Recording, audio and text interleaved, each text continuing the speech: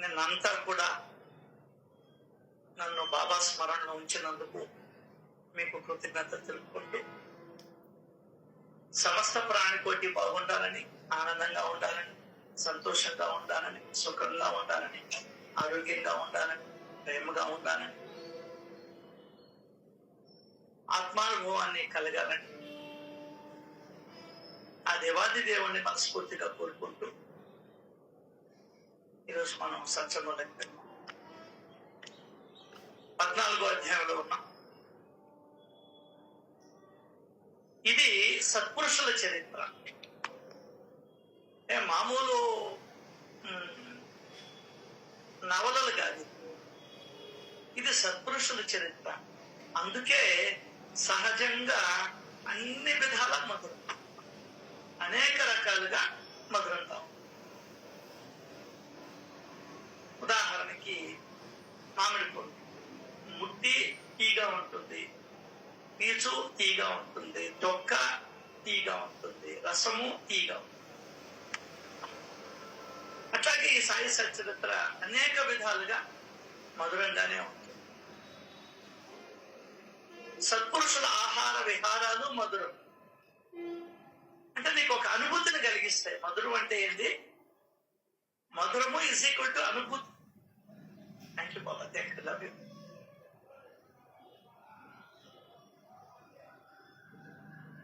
మధురం అంటే ఒక అనుభూతిని కలిగించేదాన్ని మధురము అంటారు. అదే పాట కూడా ఏదో ఉంది, మధురాతి మధురము 2 అక్షరాల మంత్రము అనేది. సత్పురుషుల ఆహార విహారాలు మధురం. ఆశ్చర్యం, అద్భుతం, ఆనందం. ప్రపంచంలో ఇంతవరకు ఎవరు చేయనటువంటి ఒక అద్భుతం. 5 నెలల్లో భిక్ష తీసుకొని వాళ్ళకి బుద్ధిని చెప్పాడు. అతిథి సేవ భాగ్యాన్ని పంచమహాయజ్ఞాల్లో ఒకటైనటువంటి అతిథి సేవ, భూత సేవ. భూత యజ్ఞం, అతిథి యజ్ఞం వాళ్ళ తరపున ఏం చేశాడు? అతిథి అన్నం పెట్టారు, అక్కడ పడేశారు. కుక్కలు, పిల్లులు, కాకులు మూతలు పెట్టాయి. భూత యజ్ఞం జరిగింది.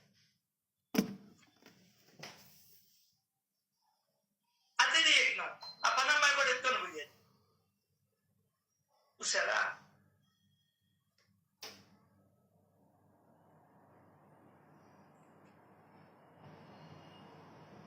అసలు ఎంత మధురం ఇది. మిగిలింది తిన్నాడు.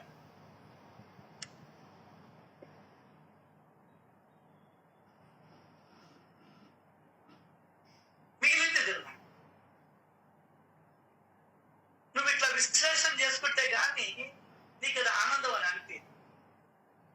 ఇంతవరకు ప్రపంచ చరిత్రలో జరగల ఈ విధంగా.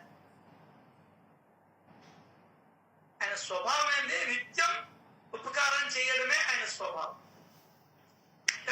పెట్టుకెళ్ళేవాడు ఉపకారం. ఎవరికి? ఇచ్చినోడికి ఉపకారం, తిన్నవాడికి ఉపకారం. మధ్యలో వెనకేంది? కాళ్ళు. ఇంకేం లేదు.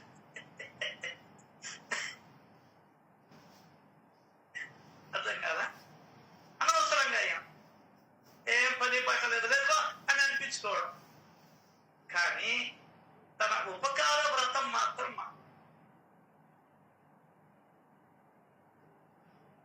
ఉపకార వ్రతం మాత్రం మాందా. ఈరోజు ఈనాడు పేపర్లో చూసేస్తాడు ఏదో. అక్కడ ఊళ్ళో వాళ్ళందరూ సమిష్టిగా ఉండి రోజు పూజలు అది ఇది అబ్బా ముంచేశారంట. నేను నా దేవుడిని ముంచేసినాను. ఒక పండితుడు వచ్చి, ఏంద్ర నాయన మీది ఈ పూజలేంది, ఈ వ్రతాలేంది, ఈ నీళ్లు పోయడాలేంది, ఈ పాలు పోయడాలేంది అని అడిగంట. చూడండి ఈరోజు ఈనాడు. ఇది కాదు భక్తి అంటే పక్కనోడికి సహాయం చేయడం, పక్కన ఊర్లలో మీ గ్రామాలకి సహాయం చేయడం. మీరు నీళ్ళు ఇవ్వడం లేదంట, ఆ పాటను రానియడం లేదంట. అవి చేయండి రా అన్నాడంట. వాళ్ళు విన్నారు, ఎంతో మేలు. అప్పుడు వాళ్ళు వాళ్ళ శక్తి కొద్ది ఆ గ్రామవాసులకి, పక్క గ్రామవాసులకి సహాయం చేసేవాళ్ళు. ఇదిరా భక్తి అని చెప్పాడంట. స్వామి దీంట్లో చాలా ఆనందం ఉంది అని చెప్పారంట. ఈనాడు పేపర్ చూడండి. ఏ కల్పితాలు కాదు, ఎవడు చెప్పినా సోదరులకే చేయమని. నీకు నీ శక్తి అనుసారం నువ్వు చేయాల్సింది.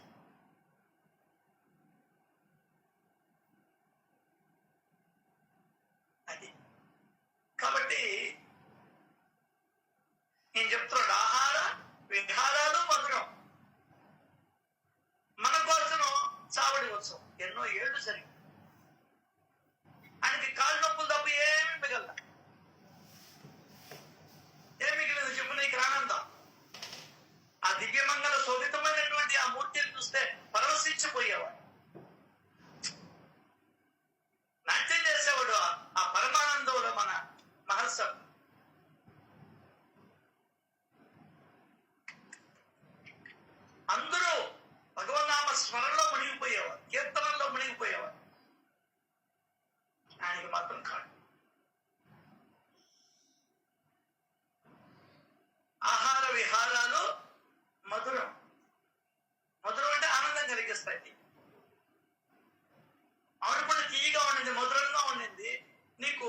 ఆనందాన్ని ఇస్తుంది. అది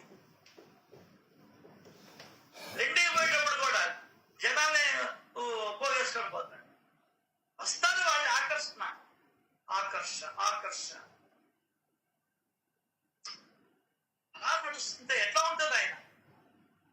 ఈ విశ్వమంతా తన గుప్పిట్లో ఉంచుకున్నటువంటి ఆయన, ఈ విశ్వాన్నంతా భరించేవాడు, విశ్వంభరుడు, జగన్నాథుడు, పరమాత్మ, సర్వజీవులలో అంతర్యామిగా ఉన్నటువంటి వాడు, లోపల బయట ఉన్నటువంటి వాడు, ఆజానుబాహుడు, గోధుమ వర్ణము, బంగారు వర్ణము మిళితమైనటువంటి శరీరముతో చిన్న చిరునవ్వుతో వెళ్తూ ఉంటే గుడ్డలు మాసి ఉన్న దేదీప్యమైనటువంటి ఆయన ముఖ వర్చస్సు మళ్ళీ మళ్ళీ చూడాలనిపిస్తుంటుంది.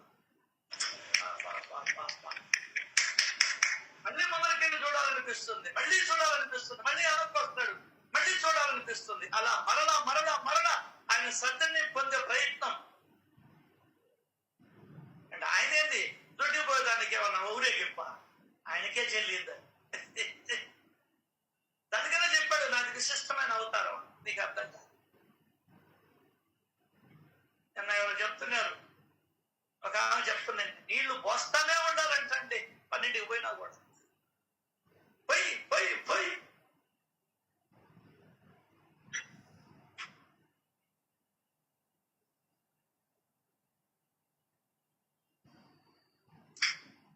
ఏం మాట్లాడలేము. దానికనే భారతదేశం ఇంత వెనుకబడిపోయి. ఇప్పుడు ఇక్కడ భక్తి అంటే తెలియదు మన వాళ్ళకి, మనకే తెలియదు. నిన్నటిదా జపాన్ లో ఇప్పుడు స్పీడ్ బ్రేకర్లు ఉంటాయి కదా, ఆ విధంగా 4 పక్షాలుగా ఉంటుందంట. ఉంది, చూశా. ఎవరికైనా అర్జెంట్ గా బాత్రూమ్, లెట్రిన్ పోవాల్సి వస్తే ఫోన్ లో నుంచి రోడ్లో పోతూ ఉంటారు. అలా భూమిలో నుంచి పైకి లేస్తుందంట. పైకి లేస్తుంది అట కాదు, పైకి లేస్తుంది. లోపలికి వెళ్తే టాయిలెట్.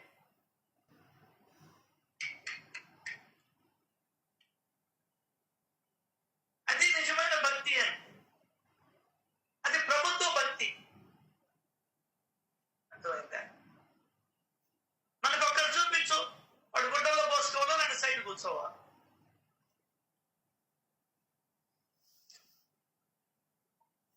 గుళ్ళల్లో కూడా లేదు ఆ విధంగా. టాయిలెట్ గుళ్ళల్లో కూడా లేవు అక్కడ.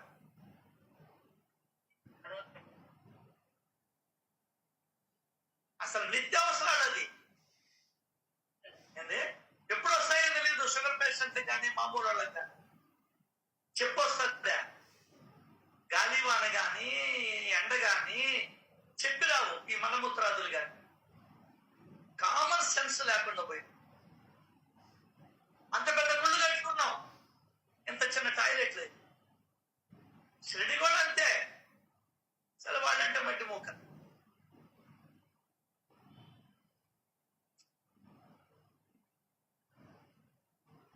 చూడు, ఆయనకి ఒంటికి వచ్చింది, పక్కన ఆడవాళ్ళు ఉన్నారు కూడా చూడకుండా గబక్కన ఒకేసారు. సపత్నకర కూడా దాంతో ఎప్పుడు వస్తుందో తెలియదు. సో నువ్వు అన్ని రెడీ చేయమని చెప్తున్నాడు సంస్థానాన్ని. నిన్నటిదాకా దరిద్రంగా ఉండే సంస్థానం, ఆగర్భ దరిద్రులు. వాళ్ళకి తెలియదు కాబట్టి భగవంతుడు ఉత్తరాదినే పుడతాడు, దక్షిణాదిలో పుట్టడు. అసలు ఎక్కడంటే అక్కడ పోస్తారు, ఎక్కడంటే అక్కడ పోస్తారు.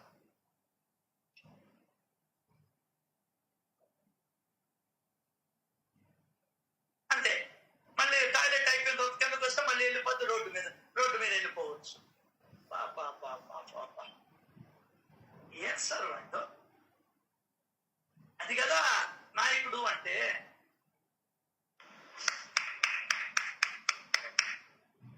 ఎప్పటికీ మనం ఆ విధంగా తయారవుతాం. దేశం మీద ఒక పెద్ద బాంబు వేసేస్తే శనదులు అప్పుడు పోతారు, అందరూ పోతారు. కొత్త తరం వస్తే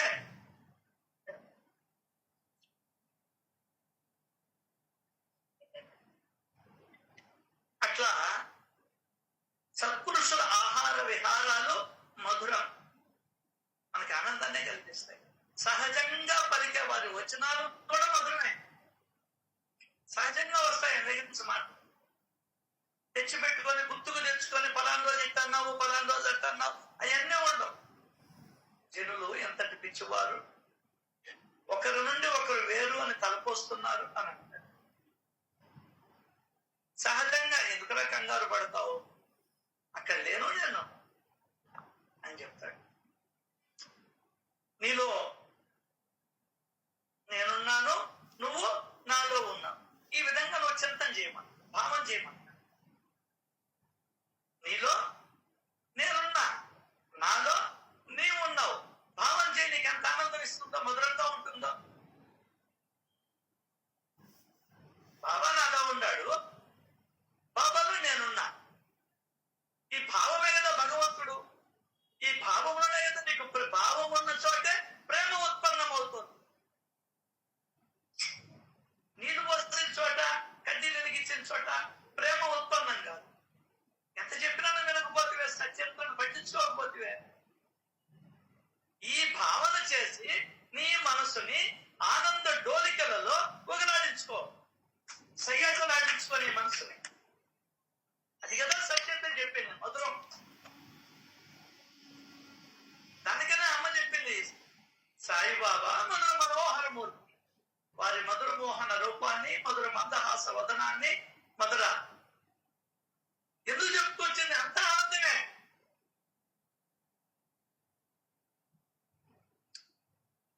మనకి అర్థం కాదు. నాలో ఉన్నాడు, నేను బాబాలో ఉన్నా.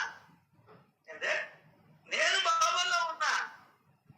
నీకు ఆనందాన్ని ఇచ్చే విషయాన్ని వదిలేసి ఏందేదో చేస్తానంటావు. ఏందమ్మా నేను వీరబాబు గారు అక్కడికి పోతాను, ఇక్కడికి పోతాను అంటావు. ఎందుకు ఎట్టాగాలి దేవుడు? ఇంకా చిన్న విషయం చెప్తా.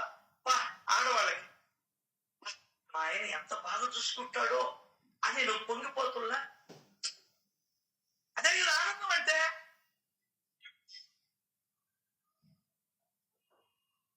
ఏమండి, అవునా కదా?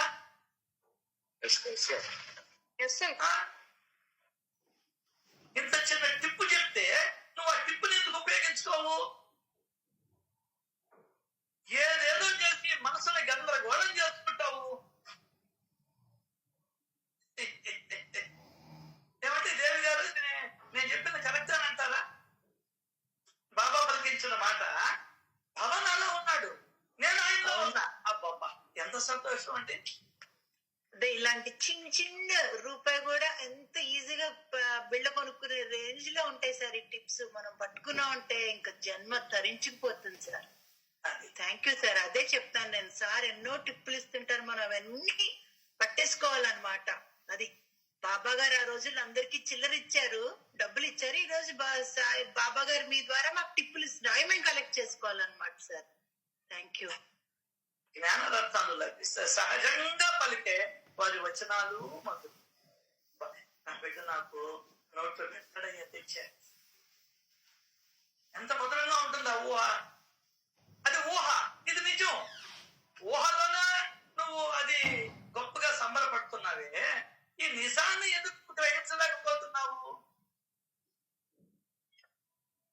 ఏదో చెయ్యాలి నువ్వు. ఆ దేవుణ్ణి హోనం చేసేదాకా నీకు నిద్ర. ఇవన్నీ చెప్తే రమేష్ పనికి మాను. సులభంగా ఆనందం పొందే పద్ధతి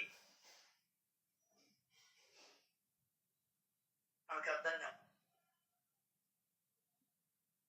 మనకు అర్థమే కాదు. ఊరంతా పోయి ఊర్లో ఉండే చెట్లన్నీ వంచి ఇంచి తుంచి పూలు కోసుకొని వచ్చి కృష్ణుడికి పెట్టే కానీ కృష్ణాష్టమి కాదు. ఆయన ఏం చెప్పాడు? అనన్య చింతన.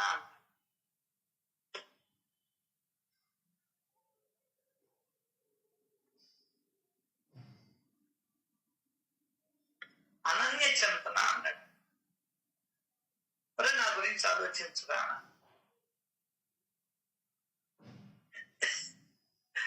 సరే, ఇది సత్సంగాలకి వెళ్ళి తెలిసినోడు కూడా ఈ భావంలో లేక తిరుగుతా ఉన్నామే.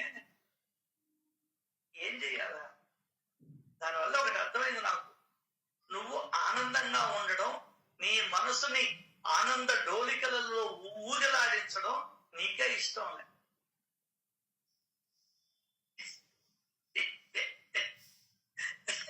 నీకే ఇష్టం లే.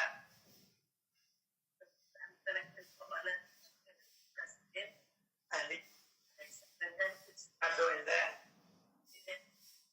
ఇవన్నీ ఎక్కడ తెలుస్తాయి? జరుగుతుంటే సత్సంగాలకు వచ్చి కూర్చోవాలి. మన బలహీనత తెలిసి, మన ఇంట్లో వాళ్ళ యొక్క మూఢత్వం తెలిసి, తెలివి తక్కువతనం తెలిసి, ఇంట్లో వాళ్ళ మూర్ఖత్వం తెలిసి, ఇంట్లో వాళ్ళ పెడసలం తెలిసి, భగవంతుడు మన ఇళ్ళకే పంపించాడు సత్సంగా.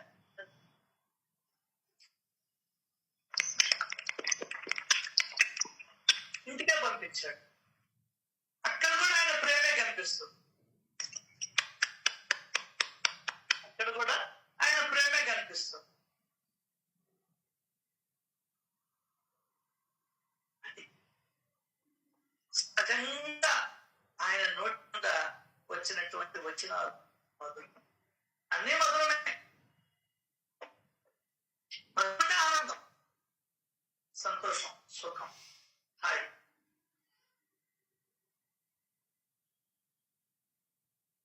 చూడండి, నిన్న ఇదే ఓవి చెప్పుకున్నాం, ఒక రకంగా వచ్చింది. ఇప్పుడు ఇదే ఓవి చెప్పుకున్నాం, ఇంకొక రకంగా వచ్చింది. గమనించారు? వచ్చిన వాళ్ళకి తెలుసు. దానికనే పదే పదే చెప్పుకోవాలి. ఇచ్చేది నేను రా. నువ్వు రోజుకి ఎన్నిసార్లు నీ ఇంట్లో కుళాయిలు చెప్తావా? కుళాయి తిప్పినప్పుడల్లా నీకు వస్తుందా? నీ ఇంట్లో ఎన్ని కుళాయిలు బిగించుకొని ఉండవో అన్ని కుళాయిల్లో ఎప్పుడు తిప్పినా నీళ్ళు వస్తుందా? అంతే సత్యం. ఎప్పుడు తిరగేస్తున్నా, ఎప్పుడు మాట్లాడుకున్నా తీపి మిఠాయిలు పెట్టాల్సిందా? లాస్ట్ కి మనం ఆ తీపి మిఠాయిలను కూడా వద్దనుకునే స్థాయికి వెళ్ళిపోతున్నాం. శుక్రవారం నాన్న, ఈరోజు రేపు శని, ఎల్లుండి ఆది, పక్క రోజు సోమ, వచ్చేసాం.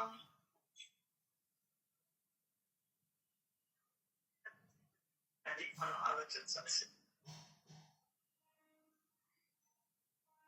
ఇది కేవలం వారి జీవిత చరిత్ర కాదు. అంటే ఇది కేవలం వారి జీవిత చరిత్ర కాదు. మరేంది? మరి ఏంది? దయాగనులైన సాయి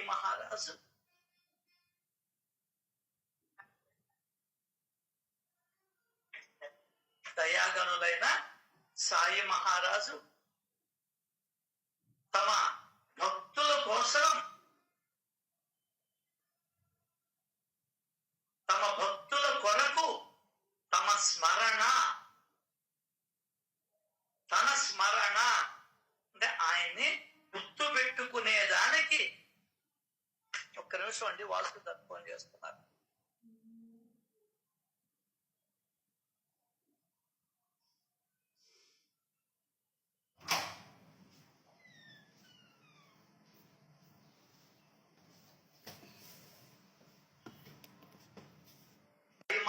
ఇది కేవలం వారి జీవిత చరిత్ర కాదు.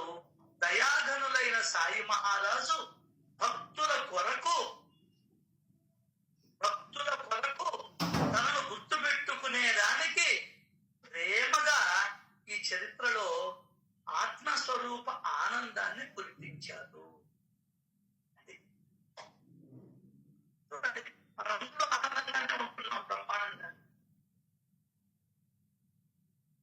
ఆత్మస్వరూప ఆనందం అన్నాడు అంటే ఏంటి? నువ్వు అద్భుతమైనటువంటి భగవంతుణ్ణి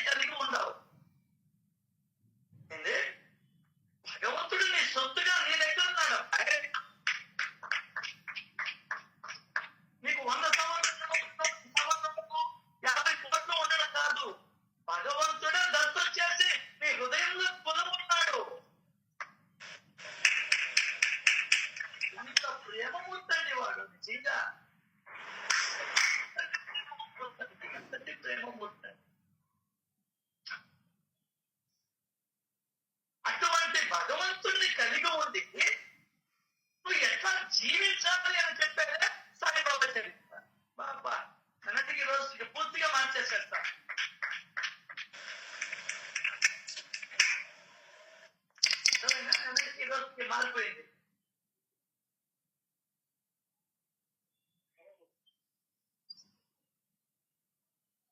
ఏమమ్మా అర్థమైందా ఎవరికైనా?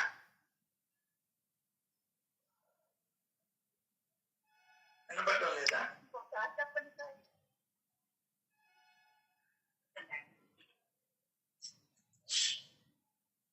వినపడలేదా? అర్థమైంది. అంకుల్ వినిపిస్తుంది అంకుల్. అది ఏమంటే గమ్మునున్నారు. ఇంకొకసారి చెప్పండి సాయి. ఇంకోసారి చెప్పండి సాయి. నిన్న చెప్పిన దానికి ఆత్మస్వరూప ఆనందాన్ని ఇప్పుడు చెప్పిన దానికి మార్చేశాడు పూర్తిగా. ఎస్ ఎస్ అంకుల్, అవును.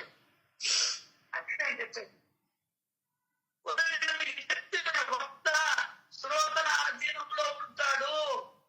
అంకుల్ వాయిస్ బ్రేక్ వస్తుంది అంకుల్ కొంచెం. అవునా?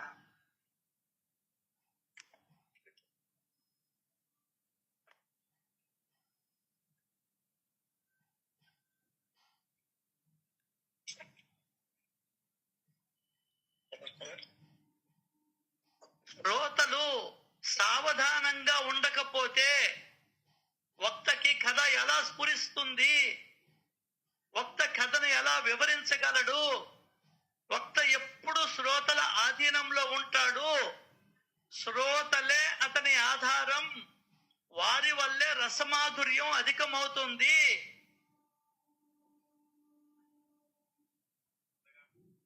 అది మనం ఆలోచించాల్సింది. సో భక్తుల కొరకు తనను గుర్తుకు పెట్టుకునే దానికి ప్రేమగా ఆత్మస్వరూప ఆనందాన్ని కురిపించారు. అంటే ఏంది?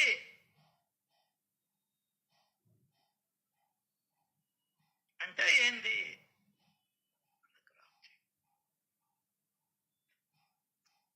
ఎప్పుడు వాళ్ళ ప్రేమలో ఉంటే ఆనందంకి కొరతే ఉండదు. అంతే కదా? ఆనందం ప్రతి ప్రాణిలో నేనే ఉన్నాను అని అనుకోమని కూడా అనిపిస్తాను సార్.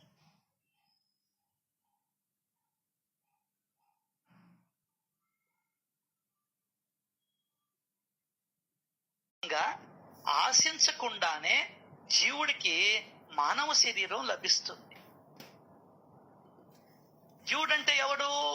ఆశలతో, కోరికలతో, సంస్కారాలతో, వాసనలతో ఉన్నటువంటి వాడి పేరు జీవుడు. మెమరీ కార్డు అంటామే, ఆ మెమరీ కార్డులో ఏముంటాయి? మనం ఎక్కించిన పాటలు ఉంటాయి. అట్లాగే ఈ జీవుల్లో మనం పూర్వ జన్మలలో చేసుకున్న ఆలోచనలు, కోరికలు, ఇష్టాలు, అయిష్టాలు అన్నీ ఉంటాయి ఈ యొక్క మెమరీ కార్డులో. దాని పేరు జీవుడు. అర్థమైందా? అనేక జన్మల పుణ్య ఫలంగా ఆశించకుండానే జీవుడికి మానవ శరీరం లభిస్తుంది. వచ్చింది కదా. శరీరముతో కాదు, శరీరములో పరమ అర్థాన్ని తెలుసుకున్న వారు అదృష్టవంతులు. ఎందుకు వచ్చింది శరీరం? ఈ శరీరం లోపల ఎవడున్నాడు? అసలు ఏంది ఇదంతా కూడా? సార్థకం చేసుకోవాలంటున్నారు. అసలు సార్థకం అంటే ఏంది? సార్థకం అంటే ఏంది? స్మారక స్తూపమా? ఏంది అసలు? ప్రపంచంలో సుఖంగా ఉంటూనే సావధానంగా మానవ శరీరాన్ని తప్పక సార్థకం చేసుకోవాలి. నువ్వు ప్రపంచంలోనే ఉండు, భార్య బిడ్డలతోనే ఉండు, కానీ ఎట్లా బ్రతకాలో చెప్పేదే శ్రీ సాయి సచ్చరిత్ర.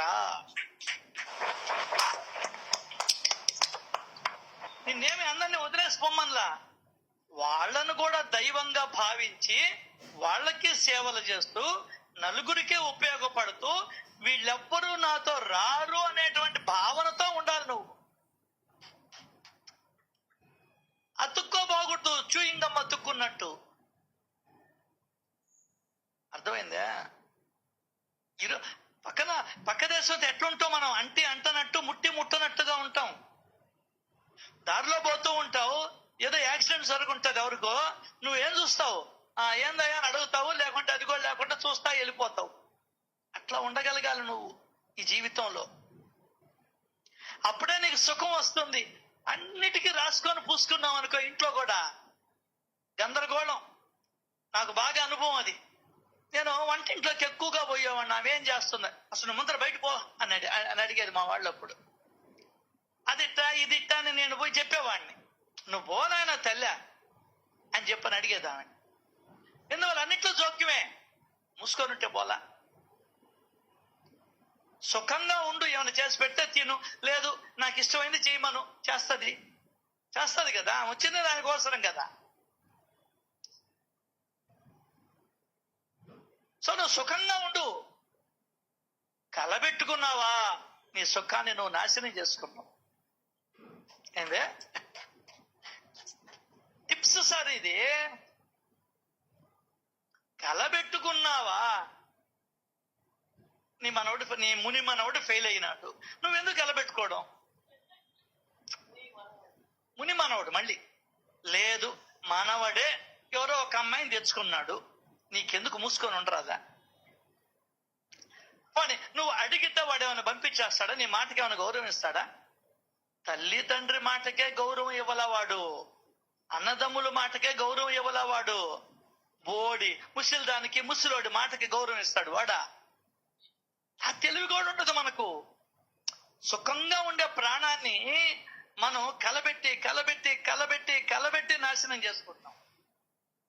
అదే కలబెట్టి కలబెట్టి నాశనం చేసుకుంటాం.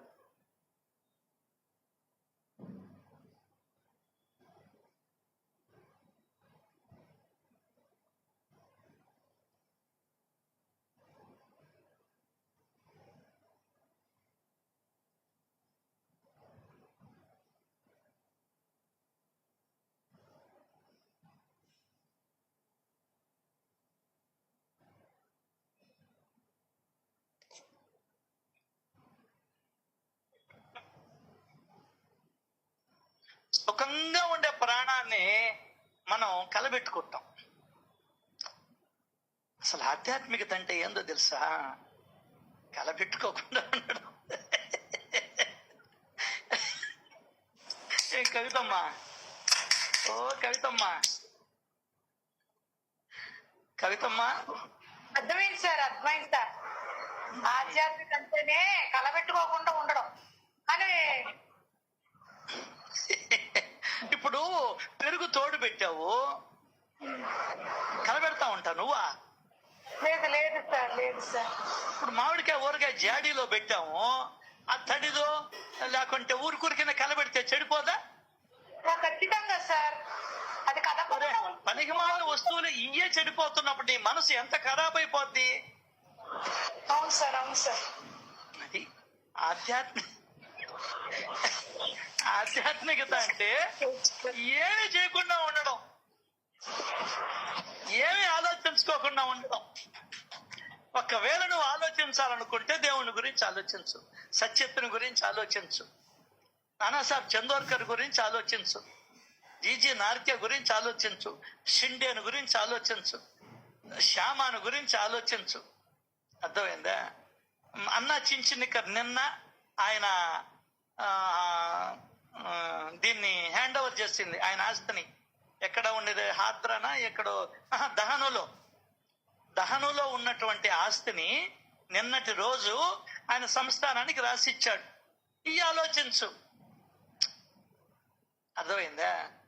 ఈ గుమస్తా ఎట్టబోయాడు, ఇంకా రాలి, ఈ ఆలోచించు బాగా. నువ్వు ఎంత ఆలోచించినా వాడు వచ్చే టయానికే వాడు వస్తాడు. ఈ లోపల గలీజ్ అయిపోయి మనసుని అసలు నువ్వు కలబెట్టుకుంటే నీ మనసే గలీజ్ అయిపోదు. నీకు ఆ సూత్రం తెలియలే అసలు. చిన్నప్పటి నుంచి మనకు నేర్పించుంటే బాగుండేది. మనసుని మన చేతుల్లో పెట్టుకొని ఉండేవాళ్ళం. అసలు వదిలేస్తే, బయట వదిలేస్తే ఎట్లుంటది? అంతకన్నా 1,00,000 రెట్లు దరిద్రాన్ని ముట్టగట్టుకున్నాం ఆధ్యాత్మికత పేరుతో. ఆధ్యాత్మికత పేరుతో ఈరోజు డీజే గారు చెప్తున్నారు, ఆ జనం కాదంట నిన్న షిరిడీలో ఏందే చిన్న జనంగా అనా సుబ్బారావు పోవడం లేదు, నువ్వేమన్నా నరసింహకొండకు పోతావా? ఇప్పుడు ఇప్పుడు అక్కడ అరగంట లోపల బండి వస్తుంది, దాంట్లో వెళ్ళిపోండి నువ్వు సుబ్బారావు గారు.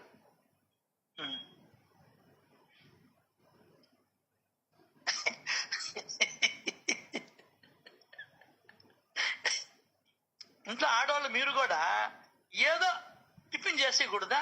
ఆహా, మొగుడిని గీర్తావు, కొడుకుల్ని గీర్తావు, అత్తుంటే అత్తని గీర్తావు.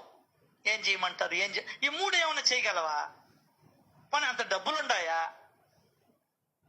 నువ్వు గీరుకుంటుండే ఏదో టేస్ట్ పడి అక్కడ నేర్పించు అన్ని తినేది పిల్లకాయలకి. ఏమ్మా నీకు దోశ, కారం దోశ, పొడి దోశ, చట్నీ వేయమంటావా, కారం వేయమంటావా, గుడ్డేసేదా?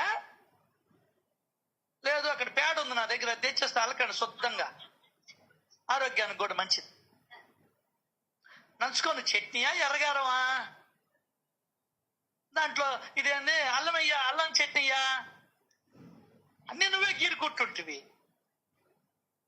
ఏదో చేస్తుంది. అవునులే, నీకు అక్కంటే ఇష్టం, నీకు తమ్ముడు అంటే ఇష్టం, ఈ కూతలు మళ్ళీ నువ్వే కదా గలబెట్టుకున్నదే అల్లాడు. నీకు ఇష్టం వచ్చింది చేసి పెట్టలేవా? తినరా? అన్ని తినేది అలవాటు చేయబడలే? రేపు ఎక్కడికి పోతారో వాళ్ళు, ఎవరి కొంపలో పడతారో? ఎంత మహారాజుల కొంపలో పెడితే ఎక్కడికి మళ్ళీ వాళ్ళ స్థితి తారుమారుగా అయిపోవచ్చు, చెప్పలేం కదా. ఓడలు బండ్లు అవుతున్నాయి, బండ్లు ఓడలు అవుతున్నాయి.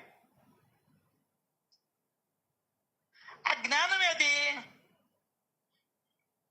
అదేమంటే వాళ్ళ మాలిన పేడ. పేడ ఎక్కడుండాలా? పేడ వేసే జంతువుల మీద ఉండాలి పేడ. ఇంట్లో వాళ్ళు పేడ వేయడం లే కాబట్టి ఆ పేడన్న మేలు అలుక్కునేదానికి, పిడకలకి, కర్మంత్రాలకి, కాల్చేదానికి పిడకలే కావాలి మనకు. మనుషులది దేనికి పనికిరాదు, దరిద్రం. అది మనిషి అంటే.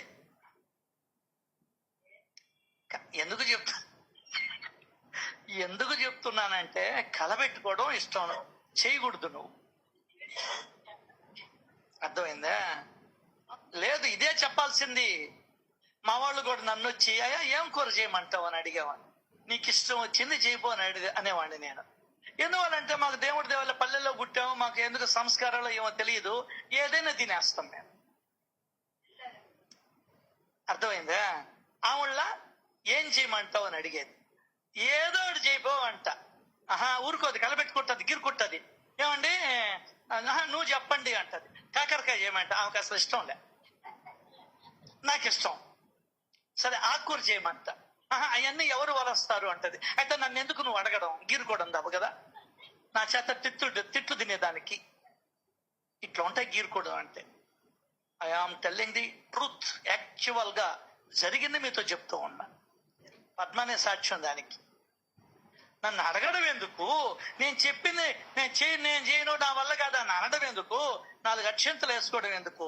పెళ్లి నాడు అక్షంతలు వేస్తేవి, అప్పటి నుంచి ఇంక అక్షంతలు వేసుకోవడం కలబెట్టుకోనే.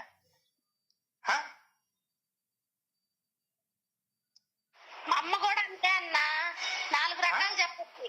మా అమ్మ కూడా అంతే, ఏది కావాలి అందరిని అడగద్ది. మేమే చెప్పినా తప్పించి ఇంకోటి చేస్తుంది. అది ఇంకెందుకు అడగడం అని గీరుకోవడం. ఇష్టం వచ్చినట్టు చేయమంటే చేయదు. మళ్ళీ మమ్మల్ని వస్తుందా అంటే భిక్షం పెట్టే బుచ్చముండా అన్నాడు అంట ఒకడు. పెద్దోళ్ళు ఎప్పుడో చెప్పేశారండి సామెతలు. మీ అదృష్టం ఈ సామెతలు మీ చెవుల్లో పడుతుండే అంతరించిపోకుండా.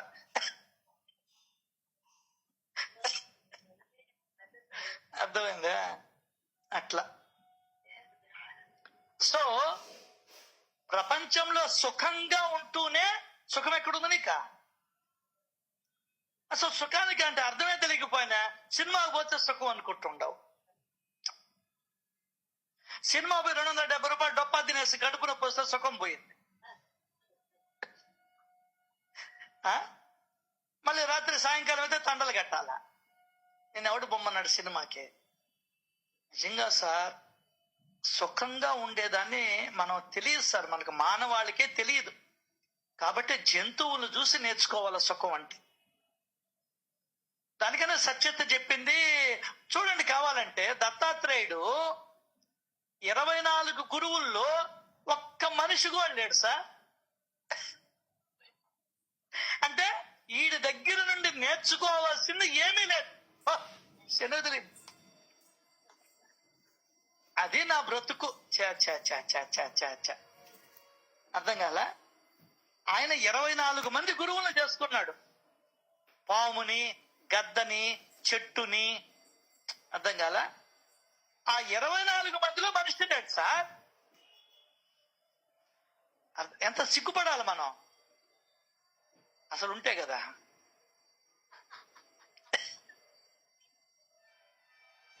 నాకు నవ్వు వస్తుంది ఇవన్నీ తలుచుకొని.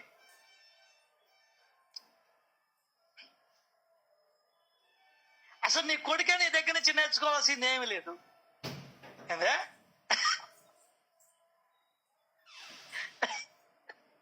కర్మరా నాయన ఇదే సార్.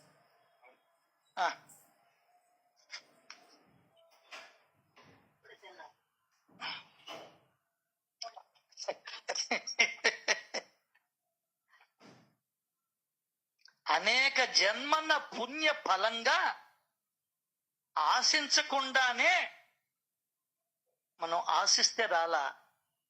ఏందే ఆశించకుండానే భగవంతుడు మన మీద దయదలిచి ఈ శరీరాన్ని ఇచ్చాడు. మన బిచ్చగాళ్ళకి వాళ్ళకి దయదలిచి రూపాయి 10 రూపాయలు వేస్తుల్లా, 10 రూపాయలు 50 రూపాయలు అట్లా దయదలిస్తే వచ్చింది. మళ్ళీ గుర్తుపెట్టుకోవాల్సిన అంశాలు సరియే. ప్రపంచములో సుఖంగా ఉంటూనే సావధానంగా నిదానంగా మానవ శరీరాన్ని తప్పక సార్థకం చేసుకోవాలి. ఏం తొందరలా నిదానంగా అన్ని పనులు భగవత్ చింతన చేస్తూ మహర్షాపతిని తలుచుకుంటూ పనులు చేయి. ఇది నీ మనసుకి అలవాటు చేయాల. ఒక రాధాకృష్ణాయిని మనసులోకి తెచ్చుకొని ఆమె యొక్క సేవలని తలుచుకుంటూ బండితోలు కావాలంటే. అసలు యాక్చువల్గా అయితే బండి ఈ ఆలోచనతో తోలకూడదు. కారు గాని బండి గాని ఏది కూడా, సైకిల్తో సహా నీకు రోడ్డు మాత్రమే కనబడాలా, రోడ్డు మార్జిన్ కనబడాలా. అది ఏకాగ్రత అంటే. నువ్వు అదొక టైప్. ఏ పనిలో ఉంటే ఆ పనిలో నీ మనసుని పూర్తిగా ముంచేయడమే ఏకాగ్రత. Whatever it is. ఏమంటారు? Whatever it is.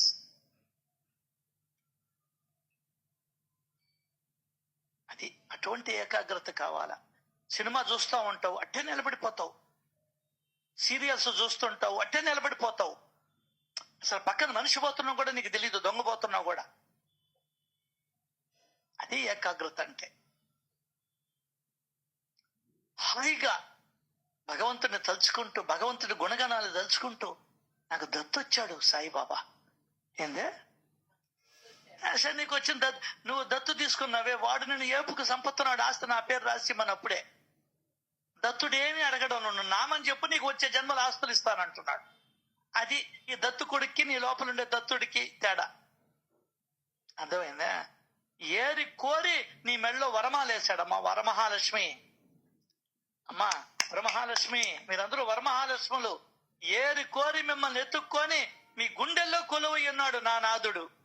నా నాథుడు సాయినాథుడు, సాయినాథుడే నా నాథుడు. నా నాథుడు సాయినాథుడు, సాయినాథుడే నా నాథుడు. నాథుడు నా నాథుడు సాయి, నా నాథుడే సాయినాథుడు. నా నాథుడు సాయినాథుడు, సాయినాథుడే నా నాథుడు. నా నాథుడు నీ దగ్గరికి వచ్చేస్తున్నాడమ్మా. Please try to understand. నాథుడా నా నాథుడా, నా నాథుడా సాయి నాథుడా, నాథుడా నా నాథుడా, నా నాథుడా సాయి నాథుడా, నాథుడే నా నాథుడే, నా నాథుడే సాయి నాథుడు, నాథుడే నా నాథుడే, నా నాథుడే సాయి నాథుడు, నా నాథుడు సాయి నాథుడు, సాయి నాథుడు నా నాథుడు, నా నాథుడు సాయి నాథుడు, నా సాయి నాథుడే నా నాథుడు, నాథుడు నా నాథుడు, నా నాథుడే సాయి నాథుడు. ఆయన వచ్చేస్తున్నాడు నీ దగ్గరికి. ఎంత అదృష్టవంతులు అండి మనం. కనీసం ఆ విషయం తెలుసుకున్నాం. ఏంది? నీ లోపల బంగారు ఉందని తెలుసుకున్నావు, నీ లోపల వజ్రం ఉందని తెలుసుకున్నావు, నీ లోపల సర్వేశ్వరుడు ఉన్నాడని తెలుసుకున్నావు, నీ లోపల ఈ ప్రపంచాన్ని శాసించేవాడు ఉన్నాడని తెలుసుకున్నావు. సామాన్యమైన సుకృతమా ఇది? ఈ ప్రపంచానంతా త్రుటి కాలములో సృష్టించగల, నాశనము చేయగలిగినటువంటి వాడు నీ లోపల ఉన్నాడు అని తెలుసుకున్నావు. ఏమైనా సామాన్యమైన సుకృతమా? ఆహా, ఎట్లా పొంగిపోవాలి నువ్వు, ఎట్లా ఉండాలి నీ హృదయం? పురివిప్పిన నెమలిలాగా సంతోషంతో ఎగిసిపడాలి, సముద్రంలోని అలల తరంగాల వలె. అటువంటి వాడిని పట్టుకొని పేదేడుపులు ఏడస్తావా, ఎదవేడుపులు ఏడస్తావా, దొంగేడుపులు ఏడస్తావా, ఏందో చెయ్యాలని చూస్తావా? లే, నీకు నువ్వే ధైర్యం చెప్పుకో, నీకు నువ్వే మాట్లాడు, తస్మాత్ జాగ్రత్త అని హెచ్చరించు. రావాలని నీ కాళ్ళ కాడికి ఎవడైనా నీ కాళ్ళ మీద పడాలా? లే, ఎందుకు గాఢ నిద్రలో పడి గుర్రు పెడుతున్నావు? వాడు వస్తాడా, ఆమె వస్తాడా నీ దగ్గరికి? ఎవడొస్తాడంట? దానికనే ఎవడి శ్రేయస్సు వాడు చూసుకోవాల్సిందే, ఎవడి కర్మ వాడిదే, ఎవడేం చేసుకుంటే వాడిదే. ఇప్పటికే వీళ్ళు తల్లి, ఇదే అధ్యాయం, దాని కింద ఓవి, తల్లి, తండ్రి, అన్న, చెల్లి, భార్య, భర్త, కొడుకు, కూతురు, పెద తండ్రి, పిన తండ్రి, వీరంతా కూడా నదీ ప్రవాహంలోని కర్రలంటి వారే. ఒక్క వాన గాలి కొట్టిందా చల్ల చెదురైపోతారు. చూడలా మొన్న కరోనాలో, చూడలా? ఇంకా తెలివి రాలా నాక? ఇంకా బుద్ధి రాలా? ఏం కావన్నా, ఏం తెలుసుకోవన్నా? నీ మొహానికి ఒక్కడు కూడా చూడడం రాలేదే? అన్నం ఇచ్చేదానికి కూడా గతి లేదే నీక? మా ఆయన, నా భార్య, నా భర్త, నా కొడుకు, మా అక్క, మా పిన్నమ్మ ఎక్కడ పోయినారయ్యా? మీ పిన్నమ్మలు, మీ తోడల్లుళ్ళ? సిగ్గులేని బతుకున్నది. ఎడే బావ మర్ద, ఎడే మావ ఆ రోజా? ఏడని భగవంతుడు ఎందుకు చెప్పించిందా? నాకు తెలివి వచ్చేదానికి కరోనాని ఇచ్చాడు, అయినా కూడా నేను తెలివి సంపాదించుకోవడం అంత కలేసుకొని పోవాలంట. ఏంది కలేసుకొని పోయేదా? ఆహా, ఏందని బియ్యంలో రాళ్ళ కలేసుకొని పోతే 10 రూపాయలు డబ్బులు వస్తాయి. ఒక్కని రమ్మను, నీ ఇంట్లో ఒకడికి కుష్టు వ్యాధి వస్తే నీ ఇంటి మోహం ఒక్కడు చూస్తాడేమో ఆలోచించు. పిచ్చోడ, నీ ఇంట్లో ఒక్క టీబీ పేషెంట్ ఉంటే కక్కు కక్కు కక్కు అని దగ్గుతుంటే నీ బావమద్దు వస్తాడా? అసలు నీ పిల్ల నీ రూమ్ లోకి వస్తాదంట పిచ్చోడా.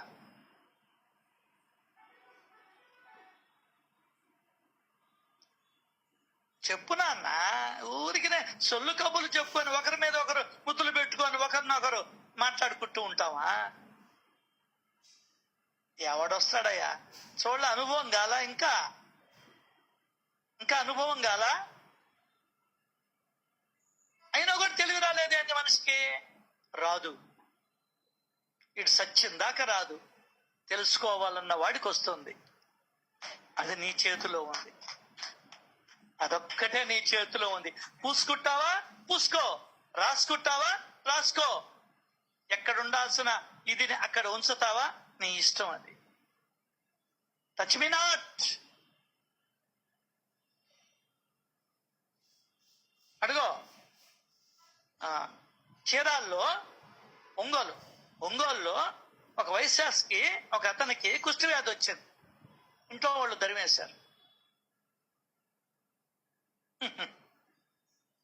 ఆస్తిని తీసుకున్నారు. ఇంట్లో వాళ్ళు దరివేశారు. ఊరు బయట ఉన్నాడు. వాడికి తెలిసింది నెల్లూరులో ఈ విధంగా లెప్రసీ కాలనీ ఉంది, అక్కడ ఫ్రీగా 20 అంకరాలు ఎంతో ఇస్తున్నారు అని చెప్తే ఒంగోలు నుంచి పరిగెత్తుకుంటూ వచ్చాడు. బస్సులో ఎక్కించుకోలేదంట. బస్సులో ఎక్కించుకోలా, ఒళ్ళంతా కప్పుకొని ఎట్టో రైల్లోనో వచ్చాడు. అక్కడ చేరి ఆ కుష్ఠవ్యాధి గవర్నమెంట్ దగ్గర రాయించుకొని అడుగో అక్కడ ఉన్నాడు. అక్కడ ఇంకొక ఆమెని పెళ్లి చేసుకున్నాడు. ఆమెకి ఇదే ఉంది.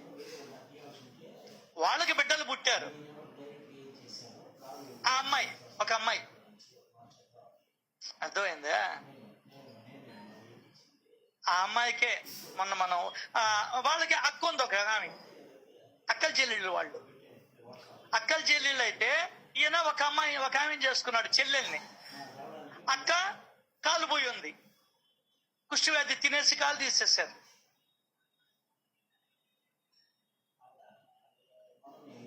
ఈ అమ్మాయికి పెళ్ళయింది.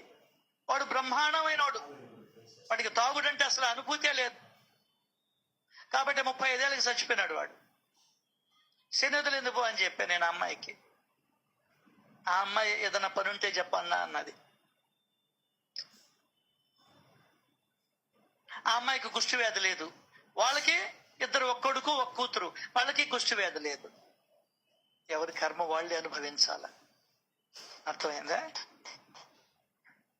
అయ్యో, ఇక్కడ నీకు అర్థమైపోవాలా ఎవరిది వాడు అనుభవించాలని.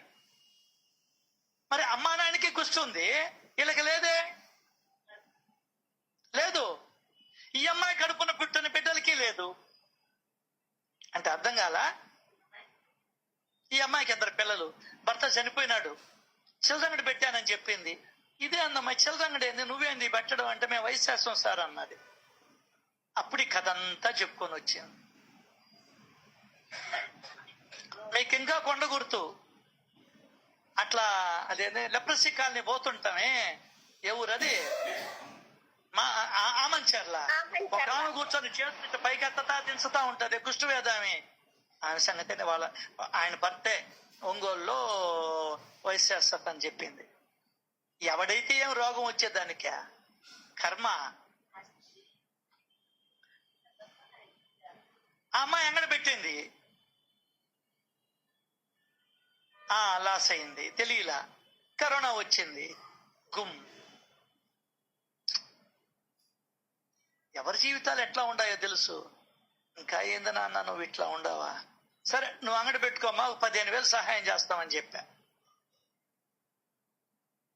ఆ అమ్మాయి దగ్గర 25,000 ఉండదు. సొంత కొట్టు ఉంది, కరెంటు బాడుగులే, దేవుడిదే వాళ్ళకి కరెంటు కట్టే పనిలే, ఇంటి బాడుగులే, వాళ్ళు అప్పుడు కట్టించి ఇచ్చారు.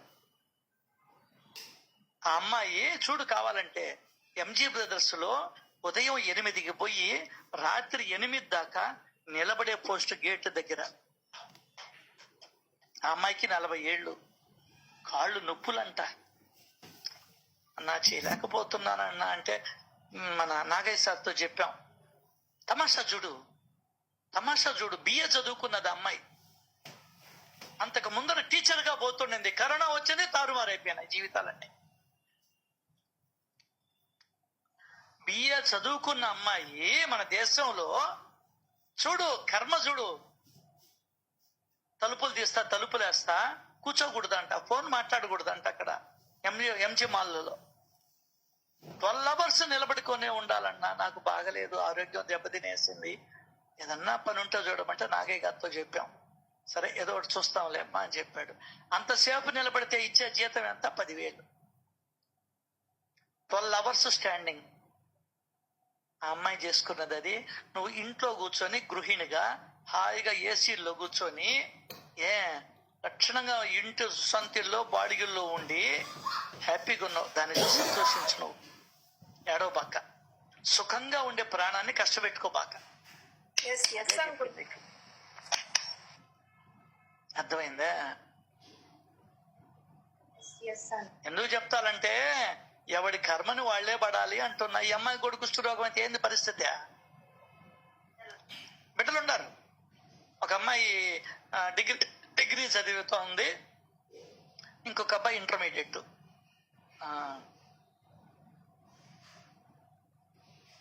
దానికనే చెప్తున్నా, అనేక జన్మల పుణ్య ఫలంగా ఆశించకుండానే జీవునికి మానవ శరీరం లభిస్తుంది. అందులోనూ మనం ఎంత గొప్ప అదృష్టవంతులు అంటే సద్గురువు లభించాడు సార్. అమ్మా, నిజంగా అమ్మా, మీకు 2 చేతులెత్తి దండం పెడుతున్నా. సద్గురువు లభించాడమ్మా, మనకు సత్సంగం లభించిందమ్మా, ఆత్మస్వరూపం యొక్క స్థితి తెలుస్తూ ఉందమ్మా. దానికనే చెప్తున్నాడు, శరీరములో పరమ అర్థాన్ని తెలుసుకున్న వారు అదృష్టవంతులు. ఈ శరీరాన్ని సార్థకం చేసుకోని వారు భూమికి భారంగా నిరర్థకంగా జన్మించినట్లు. అటువంటి వారికి పశువుల కంటే అధికమైన సుఖం ఏం లభిస్తుంది? పచ్చిగా అడుగుతున్నాడండి. మరి హేమాద్రి పంత్ గారు అంత పచ్చిగా ఎట్ట అడుగుతాడండి అసలు? మళ్ళీ బ్రాహ్మణులు అయ్యుండి ఎట్ట మాట్లాడుతున్నాడు చూడు మా పెదనాయన. ఎందుకంటే మన బాగు కోసం ఆయన చెప్తున్నాడు. ఈ శరీరాన్ని సార్థకం చేసుకోని వారు భూమికి భారంగా నిరర్థకంగా జన్మించినట్లు. అటువంటి వారికి పశువు కంటే అధికమైన సుఖం ఏం లభిస్తుంది? ఆహార నిద్ర భయమయోధనాలు వీనికంటే వేరే దేనిని ఎరుగని నరులు కేవలం కొమ్ములు తోక లేని పశు సమానులు. అంటే పశువులు. ఏం తెలుసురా? తినడం తెలుసు. నిద్ర బ్రహ్మాండంగా పోతా. భయం చాలా ఉంది. మయుధనం అందరు కూడా సంపర్కం ఇదేనా? వీనికంటే వేరే దేనిని తెలియనటువంటి నరులు కేవలం కొమ్ములు తోక లేని పశువులు అంటున్నాడు. ఒకటే మాట. నాకు చెప్పేదానికి అసహ్యంగా ఉంది. గొప్పదైన ఈ మానవ జన్మ వల్లనే భగవద్భక్తిని సాధించగలగడం. ఏందే? గొప్పదైన ఈ మానవ జన్మ వలననే భగవద్భక్తిని సాధించగలడం. దీని వలననే 4 ముక్తులు మరియు ఆత్మసాక్షాత్కారం కూడా ప్రాప్తిస్తాయి. అంటే అర్థాలు ఏందో మనం రేపు వచ్చే సత్సంగంలో తెలుసుకునే ప్రయత్నం చేద్దాం. శ్రీ సచిదానంద సమర్థ సద్గురు సాయినాథ్ మహారాజ్ కి